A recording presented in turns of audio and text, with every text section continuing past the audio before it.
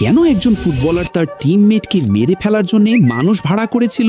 আমিনাতা ডিয়ালো আর খেইরা হামরাউই দুইজনই central midfield player. France আর পিএসজিতে একই পজিশনের জন্য কম্পিট করত। রাইভেলরি এতটা ইন্টেন্স যে আমিনাতা নিজেই মানুষ হায়ার করে হামরাউইকে অ্যাটাক মারার জন্যে। 2021 সালের নভেম্বর 4 পিএসজি মিটিং শেষ হওয়ার পর তারা বাড়ি ফিরছিলেন।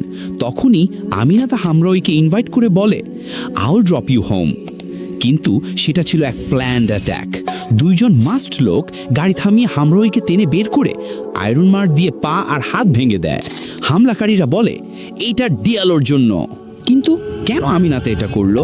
কারণ খেইরা আমিনাতার থেকে ভালো পারফর্ম করত, যার জন্যে আমিনাতাকে ম্যাক্সিমাম টাইম বেঞ্চে বসতে হতো। পুলিশ প্রথমেই ডিয়ালোকে অ্যারেস্ট করে, কিন্তু 36 ঘন্টার মধ্যে রিলিজ, কারণ পর্যাপ্ত প্রমাণ মেলেনি।